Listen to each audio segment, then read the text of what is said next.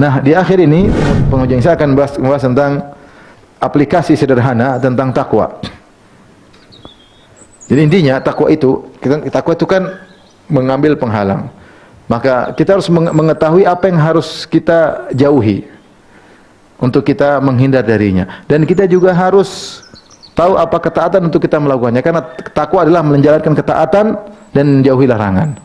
Kalau kita nggak ngerti mana ketaatan dan mana larangan, bagaimana kita bisa menjalankan takwa? Seorang berkata, kaifa yattaqi man la yadri ma yattaqi. Bagaimana seorang bisa menghindar dari suatu perkara yang tidak tahu apa yang harus dia hindari? Maka konsekuensinya kita harus mengetahui hal yang dilarang untuk kita jauhi, sebagaimana kita harus mengetahui perkara-perkara yang baik untuk kita kerjakan. Sini ada disebut dengan maratibut taqwa, ya, tingkatan-tingkatan takwa. Yang pertama, ya, menjauhi kekufuran dan kesyirikan. Ini yang paling parah, menjauhi kekufuran dan kesyirikan. Karena syaitan paling utama ingin menjerumuskan orang dalam kekufuran atau kesyirikan dengan berbagai macam bentuk kekufuran dan kesyirikan. Dan dari dulu sampai zaman sekarang berbagai macam kekufuran dan kesyirikan banyak sekali. Di antaranya ragu terhadap kekuasaan Allah, ragu terhadap keesaan Allah, ragu tentang keadilan Allah. Ini kekufuran semuanya. Dan banyak sekali. Wahdatul wujud, aliran kebatinan, ini semua kekufuran. Banyak sekali kekufuran. Hindari. Kenali apa saja jenis-jenis kesyirikan, kenali apa saja jenis-jenis kekufuran untuk dijauhi. Ini tingkatan takwa yang paling tinggi. Tingkatan berikutnya adalah ittiqaul bid'ah, meninggalkan bid'ah. Ya, semua bid'ah yang tidak ada syariatnya kita hindari. Alhamdulillah yang sunnah jelas masih banyak. Syaitan kalau tidak bisa menjerumuskan orang dalam kekufuran atau kesyirikan, dia jerumuskan dalam bid'ah. Karena sudah terjerumus dalam bid'ah, dia geluti bid'ah tersebut tanpa merasa bersalah. Dia geluti bid'ah tersebut tanpa merasa bersalah. Bahkan dia bela habis-habisan, ternyata itu adalah bid'ah. Ya. Orang-orang Nasara lihat, mereka melakukan bid'ah. Bid'ah apa?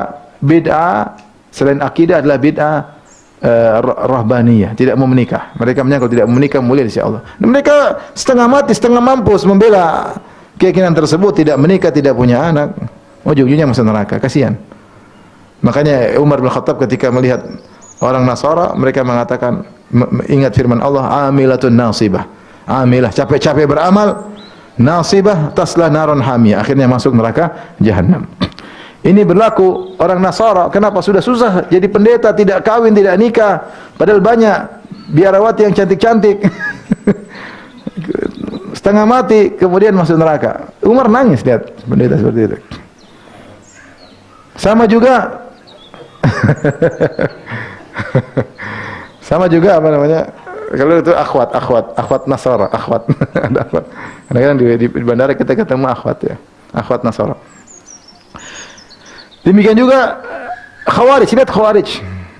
Ibadah luar biasa, puasa malam, salat malam sampai wajah mereka pucat, tapi itulah bid'ah. Setan senang karena orang sudah terjun dalam bid'ah tidak bakalan meninggalkannya. Kenapa? Dia merasa benar, dia bela mati-matian. Ternyata masuk neraka jahanam. Kemudian tingkatan ketiga setelah meninggalkan syirik, meninggalkan bid'ah, yang ketiga meninggalkan kabairudz dzunub, dosa-dosa besar tinggalkan semaksimal mungkin. Siapa yang berhasil meninggalkan dosa besar, maka dosa-dosa kecil akan diampuni oleh Allah. Ini nikmat luar biasa. Siapa yang bisa meninggalkan seluruh dosa besar sekitar 70, kenali dosa-dosa besar tersebut. Dengar ceramah tentang atau beli buku tentang Al-Kabair karya Az-Zahabi, semua dosa besar tinggalkan. Kalau ada dosa kecil diampuni oleh Allah Subhanahu wa taala. In tajtanibu kaba'ira ma tunhauna anhu nukaffir ankum sayi'atikum wa nudkhilukum madkhalan karima. Jika kalian meninggalkan dosa-dosa besar yang kalian dilarang melakukannya, kami akan mengampuni dosa-dosa kecil kalian otomatis. Kami akan masukkan kalian dalam surga yang penuh kemuliaan. Allah mengatakan, alladzina yajtanibuna kaba'iral itsmi wal fawahisha illa lamam inna rabbaka wasi'ul maghfirah. Sungguh orang-orang yang meninggalkan dosa-dosa besar dan perbuatan keji illa lamam, kecuali dosa kecil yang tidak bisa tinggalkan. Lamam itu apa? Dosa kecil tidak bisa kita tinggalkan. Salah ngelirik, salah melihat, salah megang, salah ngomong. Apalagi zaman sekarang kesalahannya banyak. Siapa yang bisa menundukkan barangan? Susah zaman sekarang. Pasti enggak lihat, lihat lagi lihat sini kanan kiri oke. Serepot. Atas bawah juga oke, serepot. Tapi kalau kita tidak sengaja, namanya lamam, suatu dosa yang tidak mungkin kita tinggalkan. Tapi kalau kita tinggal dosa-dosa besar, ini akan diampuni oleh Allah. Allah puji orang seperti ini. Karena mustahil orang meninggalkan semua dosa. Sudah maksimal, tidak mungkin kita. Pasti ada salah ngomong, salah ngelihat, nggak sengaja dengar. Banyak hal yang tidak bisa kita hindari. Alladzina yajtanibuna kaba'iral itsmi wal fawahisha illa lamam. Orang-orang yang meninggalkan dosa besar dan perbuatan keji kecuali dosa-dosa kecil yang tidak bisa dia tinggalkan. Allah mengatakan inna rabbaka wasi'ul maghfirah. Sungguhnya Rabbmu luas ampunannya. Jadi tingkatan ketiga meninggal dosa besar. Tingkatan keempat tinggalkan dosa-dosa kecil. Berusaha, berjuang. Jangan biasakan diri. Syaitan kemudian kasih syubhat. Enggak apa-apa, yang penting dosa besar kau tinggalkan nanti diampuni.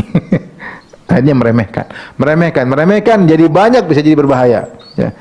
Seorang berusaha semaksimal mungkin meninggalkan besar dan kecil, ya. Kalau ternyata dia berusaha meninggalkan besar dan kecil ternyata tetap kena, ini diampuni, ya. Rasulullah telah mengatakan iyyakum muhaqqaratiz dzunub, waspadalah kalian dari dosa-dosa yang diremehkan. Kalau bertumpuk banyak maka akan membinasakan. Yang kelima, meninggalkan perkara-perkara yang dibolehkan namun terlalu berlebih-lebihan. Tawassu' fil mubahat, ini tidak boleh. Ini kalau kita bertakwa ini terlalu berlebih-lebihan, udah nih. Kita hobi misalnya main sepeda, beli sepeda terlalu mahal, berlebih-lebihan, enggak usah. Ya. Kita hobi jalan-jalan, tapi jalan-jalan terus-menerus tidak berhenti-berhenti. Minggu ini ke Paris, minggu depan ke Amsterdam, minggu depannya lagi ke Qatar, minggu depannya lagi ke Belgia, minggu depannya lagi kemana? Ke mana? Australia. Minggu depannya lagi, udah enggak usah jauh-jauh, udah ke Tegal, ke Bantul. Jalannya. Saya waktu ke Amsterdam ngisi pengajian, ini cerita benar, pengajian sama keluarga. Terus saya pulang naik pesawat Garuda. Isinya semua orang bule. Mungkin yang orang Indonesia cuma kita bertiga. Sampai ditawarin untuk di bisnis, cuma saya bilang enggak usah di sini karena saya nyaman di belakang, karena ada bangku kosong bisa tidur. Di depan enggak bisa. Ketika pulang, orang bule semua. Ternyata orang bule pada mau main ke Indonesia. Subhanallah. Kita jauh-jauh ke sana, mereka pada mau ke sini. Enggak tahu yang bahlul yang mana. Sekarang ada pengajian. Maksudnya sebenarnya kita tuh indah juga, banyak orang ke sini ya. Saya waktu pergi ke Papua, saya naik pesawat sama orang bule dari Swedia kalau nggak salah. Ngobrol, dia mau kemana? Dia bilang mau ke Raja Ampat. Ini Raja Ampat, jauh-jauh dia naik pesawat, mungkin 1 hari mungkin sampai ke Raja Ampat. Ya, artinya kita tuh boleh kita bersenang-senang, tapi tidak boleh berlebih-lebihan, terlalu berlebih-lebihan. Mubah itu boleh, tapi jangan berlebih-lebihan. Di antara bentuk takwa adalah meninggalkan tawassu' fil mubahat. Ya, maka kita selalu mengambil kaidah wara. Apa itu wara? Tarku ma la yanfa'u fil akhirah. Tarku ma la yanfa'u fil akhirah. Itu namanya wara. Itu meninggalkan suatu yang tidak bermanfaat di akhirat, ya. Kalau ini ada manfaatnya, lakukan. Enggak ada manfaatnya, sudah. Masih banyak yang lain kita kerjakan. Masih ada hal-hal yang menyenangkan, bisa dapat pahala di akhir. Kita olahraga, niatnya apa? Olahraga, sehat badan, bisa ibadah, bisa berdakwah, bismillah. Lakukan, menyenangkan, dapat pahala. Kemudian yang keenam, ittiqa'a tafdhilil a'malil marjuhah. Meninggalkan perkara amalan-amalan yang marjuh. Amalan dua-duanya berpahala, tapi ada yang lebih afdal dan ada yang kurang afdal.